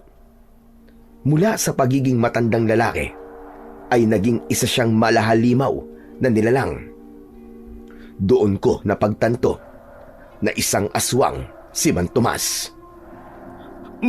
Mang Tomas? Anak ng putya! Ikaw ang aswang! Ako nga. At hindi lang ako basta aswang. Dahil ako ang pinuno ng mga aswang na pinagpapapatay ng tatay mo. Oras na para ako naman ang magiganti sa kanya. At ikaw ang gagamitin ko para magtagumpay ako sa paghiganti ko. Tatakbo sana ako, pero malakas na hinampas ng aswang ang mukha ko gamit ang kanyang braso. Natumba ako at malakas na humampas ang ulo ko sa isang matigas na bagay. Matapos yun ay nanlabo ang paningin ko at tuluyan na akong nawalan ng malay. Nang bumalik ang ulirat ko, ay nakatali ang mga kamay ko sa isang puno. Nasa harapan ko si Mang Tomas na nasa anyong aswang. Nakangisi siya na parabang isang demonyo. Pakawalan mo ako rito, hayop kang matanda ka! Niloko mo ako! Hindi naman pala talagang kinuha ng aswang ang tatay ko! Huwag kang mag-alala. Dahil papunta na rito ang tatay mo. Kinausap ko na siya at sinabi ko sa kanya ang lahat-lahat. Wala na akong dapat pang itago sa kanya dahil mamamatay na rin naman siya ngayong gabi. Hindi mo siya mapapatay. Alam ko na magaling makipaglaban sa mga aswang ang tatay ko. Tama ka. At yun ay dahil sa agimat na meron siya. Pero hawak ko ang kahinaan niya. Nasa akin ang alas. At ikaw yon, Juanito. Ikaw ang kanyang kahinaan. Maya-maya pa ay may narinig kaming kaluskos sa kung saan. Hindi nagtagal ay dumating na si tatay na may dalang matalas na itak. Huminto siya, ilang dipa ang layo sa amin. Walang iya ka, Tomas. Pakawalan mo ang anak ko. Kung gusto mong magiganti sa akin, ay ako na lang ang patayin mo. Huwag mo siyang idadamay dito dahil wala siyang kinalaman sa galit mo sa akin. Wala nga siyang kinalaman, pero siyang gagamitin ko para mapatay na kita. Kung alam mo lang, ilang taon ako naghintay at nagtiis para lang makahanap ng tamang pagkakataon para may pagiganti ang mga alagad kong pinatay mo. Malas na lang ng anak mo dahil pumunta pa siya rito. Wala siyang kaalam-alam na siya ang gagamitin ko para pabagsakin ka. Ano bang gusto mo mangyari? Sabihin mo na. Ang dami mo pa sinasabi. Simple lang naman, Pablo. Ang gusto ko ay hubarin mo ang agimat mo. Alam kong hindi kita mapapatay hanggat nasa katawan mo yan. At anong sunod na gagawin mo? Ikaw ang gagamit nito. Naiibang ka na ba? Hindi ito maaaring gamitin ng aswang na kagaya mo. At hindi nito ibibigay ang kapangyarihan nito sa katulad mong halangang kaluluwa. Hindi mo kailangan sabihin sa akin ang bagay na yan dahil alam na alam ko yan. Ang gusto ko ay labanan ka na wala ang agimat na yan para magtagumpay ako sa pagpatay sa'yo. Napakahina mo naman pala. Pinuno ka ng aswang pero hindi mo ako kayang labanan nang meron akong agimat. Ikaw ang totoong mahina dahil kailangan mo pang gumamit ng agimat para nang magkaroon ka ng kakayahan na makipaglaban sa mga aswang. Talagang hinahamon mo ko. Sige, pagbibigyan kita sa gusto mo. Pero kapag hinubad ko tong agimat ko, ang gusto ko ay pakawalan mo ang anak ko. Makakawala lang siya kapag natalo mo ko. Pero kapag ikaw ang natalo, ay papatayin ko siya at kakainin. Matiim na tinignan ni tatay ang aswang at walang imik niyang hinubad ang agimat. Itinapon niya yon sa malayo at inihanda niya ang sarili niya sa pagharap kay Mang Tomas. Mabilis na nagsimula ang sagupaan ni tatay at ng aswang. Unang umatake ang aswang. Nagawa nitong iwasan ang sunod-sunod na pag-atake ni tatay hanggang sa bumaon ang matutulis na kuko ng aswang sa dibdib ng tatay ko. Tatay! Huwag kang mag-alala, anak. Kaya ko sarili ko. Hindi ako papayag na matalo ng mapagpanggap na aswang na ito. Sinasabi ko na nga ba, wala kang laban sa akin kung wala sa'yo ang agimat mo. Muling naglaban ang dalawa at sa pagkakataon na yon ay alam kong mas lamang si Mang Tomas, lalo na nang nabitiwan ni tatay ang kanyang itak at wala na siyang nagawa kundi ang umatras ng umatras habang iniiwasan ang mga pag-atake ng aswang. Doon na ako nagsimulang magpumiglas. Kailangan kong makawala sa pagkakatali upang matulungan ko si tatay. Hanggang sa nanlaki ang mga mata ko nang biglang sumulpot si Manang Perlita sa tabi ko. Hindi siya napansin ni Mang Tomas dahil bukod sa nakatalikod siya sa gawin namin, ay abala siya sa pakikipaglaban. Manang Perlita, anong ginagawa mo rito? Siyempre, sir, ililigtas ka. Bago magpunta rito si Pablo, ay sinabi niya sa akin ang nangyayari, kaya sinundan ko siya, sir. Huwag kang malikot at papakawalan kita. Agad na inalis ni Manang Perlita ang pagkakatali ko sa puno. Hindi ko inalis ang tingin ko sa tatay ko dahil walang pagsidlan ang kaba ko sa kung ano ang mangyayari sa kanya.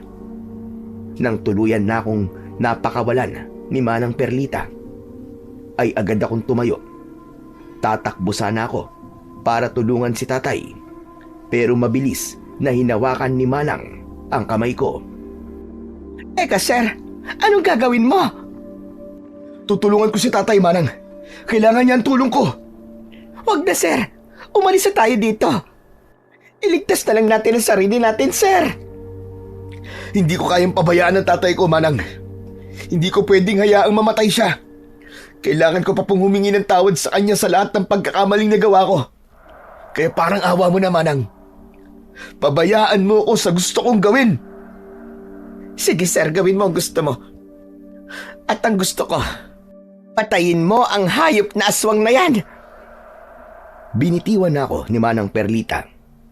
Alam ko na naintindihan niya na ako ng sandaling yon. Pagtingin ko kay tatay at sa aswang, ay labis akong nagimbal. Nakahandusay sa lupa si tatay habang nakatapak ang isang paa ng aswang sa dibdib niya. Hinanap ko ang itak na nabitiwan ni tatay kanina. Nang nakita ko ang itak, ay agad ko yung dinampot at walang pagdadalawang isip na tumakbo ako sa nakatalikod na aswang. Hindi ako papayag na papatayin mo ang tatay ko! Gulat na napalingon ng aswang at mas lalo siyang nagulat nang nagawa kong ibaon ang matalas na itak sa gitnang parte ng dibdib niya. Pinagdiinan ko pa yun at nang paghugot ko ng itak ay buong puwersa kong nilaslas ang leeg niya gamit yun. Bumagsak ang aswang sa lupa at nangisay siya na parabang isda na nilagyan ng asin. Maya-maya pa ay huminto na siya sa paggalaw at tuluyan na siyang binawian ng buhay. Tuwang-tuwa na lumapit si Manang Perlita sa akin. Diyos ko, sir! Diyos ko! Sobrang unbelievable na ikaw pa talaga ang pumatay kay Tomas! Tinulungan ko ang tatay ko sa pagtayo at kahit sugatan siya ay hindi no napigilan ang pagyakap niya sa akin ng mahigpit. Maraming salamat, anak. Salamat sa pagliligtas mo sa buhay ko. Hindi po ako papayag na may mangyaring masama sa inyo, Tay. Patawarin niyo po ako kung nagalit ako sa inyo. Patawad po sa mga pagpapahirap na ginawa ko sa inyo ni Daniel. Wala kang dapat na ihingi ng tawad sa akin dahil naiintindihan kita. At sana ay mapatawad mo ko sa pag-iwan ko sa iyo noon, anak ko. Wala ka rin pong dapat na ihingi ng tawad sa akin, Tay. Naiintindihan ko na rin po ang lahat. Hindi niyo po ginusto na iwanan ako. Biktima lang po tayo ng pangyayari. Pero ang importante ay makakapagpahinga ka na po sa pakikipaglaban sa mga aswang. Dahil wala na ang pinuno nila. Tama ka. At sobra kitang ipinagmamalaki. Dahil ikaw ang pumatay kay Tomas. Ano ba yan? Naiiyak na naman ako. Kasi finally, nakapagpatawaran na kayong dalawa. One happy family na tuloy kayo. Ay pero sir, ayaw mo ba talaga akong maging mami? Manang naman eh. Naisingit mo pa yan. Tsaka hindi ako makakasagot niyan, kundi si tatay. Pasensya ka na, Perlita. Pero nung namatay ang nanay ni Juanito, ay nangako ko na hindi na ako magmamahal ulit ng iba. Ang nanay ni Juanito, ang una't huling babae na mamahalin ko sa buong buhay ko. Okay lang, Pablo. Alam ko na wala akong laban sa patay na. Baka kapag ipinilit ko pa, multuhin pa ako nun. Natawa kami sa sinabi ni Manang Perlita. Matapos ang lahat, ay hinanap ni tatay ang agimat niya at muli niya yung isinabit sa kanyang leeg. Hindi nagtagal ay magkakasama na kaming naglakad palabas ng gubat. Sa kabila ng hindi magandang nangyari sa gabing yon, ay nakangiti ako dahil sa wakas ay naghilom na ang sugat sa puso ko. At yun ay nang dahil sa pagpapatawad. Pagbalik namin sa baryo, ay ipinaalam namin kay Daniel ang lahat ng nangyari. Nagpasalamat siya sa akin dahil nailigtas ko ang buhay ng tatay namin. At dahil tuluyan ng natapos ang pagsalakay ng mga aswang sa baryo, ay inalok ko si tatay at si Daniel na sumama na sa akin sa Maynila para makapagsimula kami ng bagong buhay. Pumayag sila at pagdating namin sa Maynila ay siniguro ko na makakabawi ako kay tatay sa mga panahong hindi kami magkasama.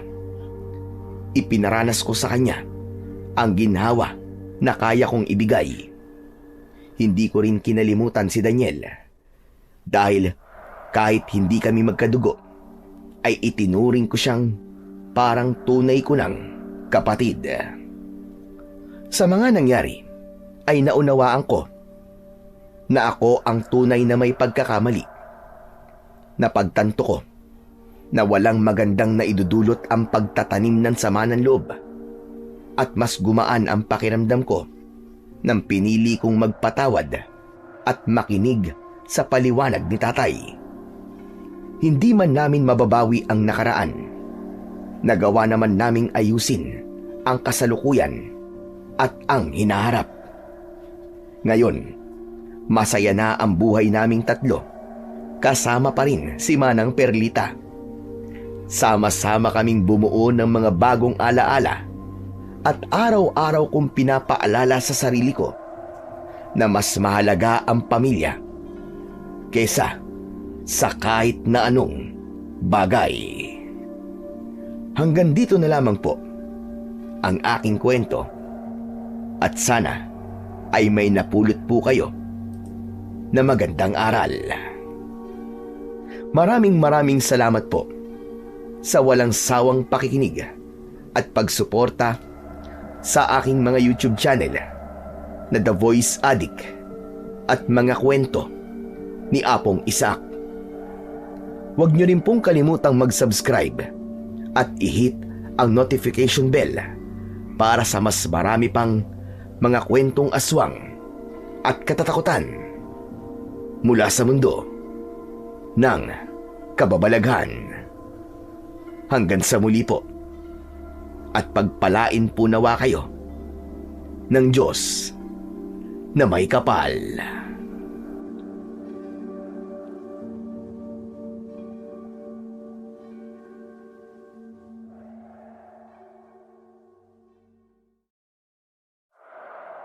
Magandang araw po sa inyo, Sir Blair.